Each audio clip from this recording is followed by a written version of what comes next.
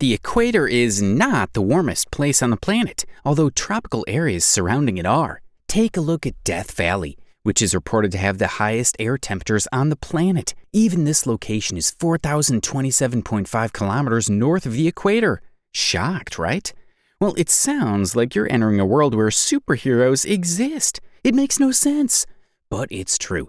If you stand right on the equator, tropical rainforests may have a rainy season for the majority of the year. However, the areas surrounding this area are subjected to the brutal burning warmth of the sun.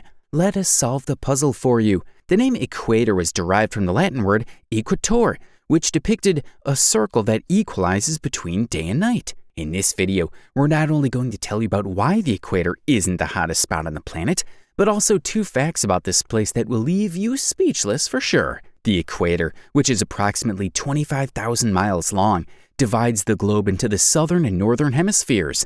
It experiences sunrise and dusk far faster than the rest of the world. In fact, due to our planet's bulgy and odd shape, the equator is close to our favorite star. Even as the planet tilts in its orbit, the weather, climate, and seasons fluctuate along the course. Nonetheless, the weather at the equator is mostly cloudy. This 0-degree latitude location, which is directly under the sun, causes all latitudes to undergo 12-hour night shifts, in addition to 12-hour day shifts. The sun is directly above this location twice a year, in September and March. Before we open the mystery box, here are the 11 nations through which the equator passes: Gabon, Brazil, Indonesia, Colombia, Ecuador, the Republic of the Congo, Uganda, Sao Tome and Principe, Kenya, Somalia, and the Democratic Republic of the Congo. All of these countries have the same high temperatures of 31 degrees Celsius all year. However, snow can be found directly on the equator, such as Volcan Cayambe in Ecuador. Okay, enough with the suspense. Here's the solution. Because of how much sunlight these areas receive, the heat is essentially applied to evaporate water from nearby areas and other bodies of water. Instead of shedding heat, moist and warm air begins to build, resulting in clouds in the region. As a result, this area receives a lot of rain every year. This same air begins to flow towards the pole after leaving the moisture in the clouds generated at the equatorial area. But clearly, the question now arises as to why the tropical areas are affected.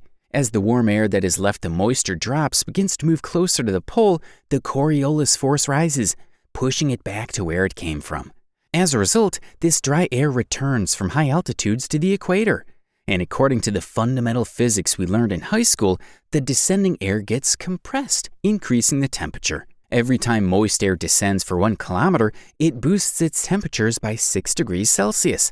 However, because this air has already abandoned its moisture at the equator before beginning its journey, it is already dry. This causes the air to heat up by 10 degrees Celsius. That's why you'll feel 42 degrees Celsius in the tropics, while the equator remains at 30 degrees Celsius. By the way, this explains why there are so many deserts located above and below the equator. Consider the Tropic of Cancer, which includes the Sahara Desert, Thar Desert, Iranian Desert, and North American Desert. Or take the Tropic of Capricorn, which contains the Kalahari Desert, the Australian Desert, the Atacama Desert, and even the Namib Desert. As a result, the entire credit goes to the air coming down from the upper level of the tropopause, or the area directly between the stratosphere and the troposphere. Because the planet is 23 degrees tilted, the equator does not get sunlight directly, as we might expect. As a result, throughout the summer, the warmest areas will be 23 degrees south of the equator.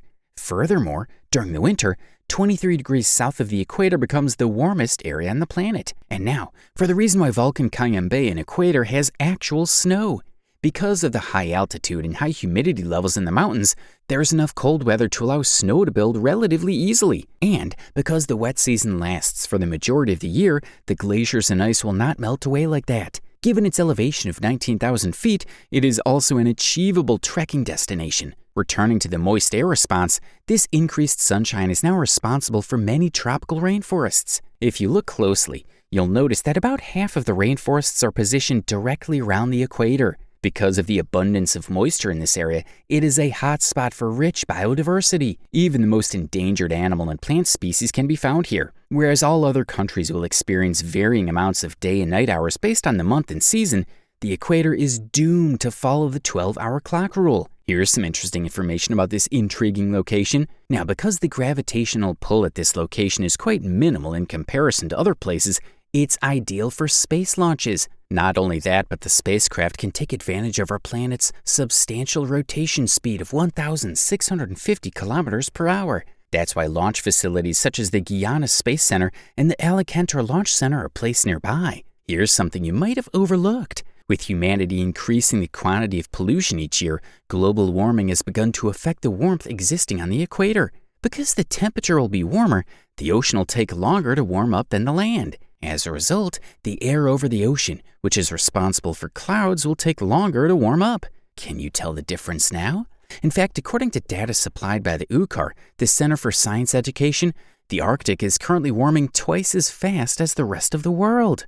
Aside from that, the temperature is expected to rise by the end of the century. As a result, the global average precipitation rate will be increased. But if you think this is fantastic news, you are totally wrong. With such disparities, this change in precipitation will not be scattered evenly across our entire world. Some parts of our planet will now experience more strong and harsh rains, while others will experience more severe dryness. Consider Antarctica, which is currently gathering more snow than it's losing owing to rising temperatures. As a result, locations around the equator, which are currently highly warm and are frequently said to be quite dangerous during the summer season, would face considerably greater effects. Given this information, over 250 million people in Africa are more vulnerable to drought.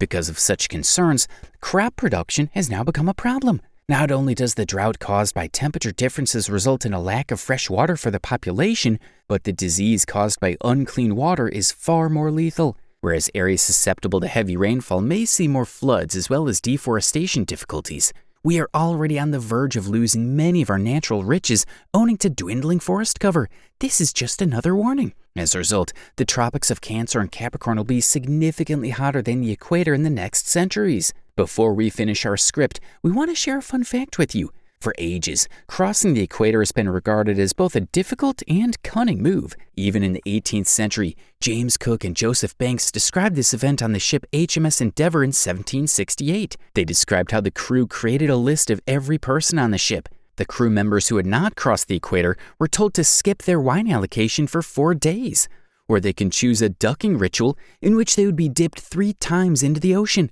The people who actually ended up crossing the line of equator had been given the title of trusty shellbacks, the sons of Neptune, or just shellbacks. But the ones new to this part of the ocean were called slimy polywogs or slimy wogs. What are your thoughts in this particular spot? Have you ever been to the tropical areas near the equator? What change did you notice over there?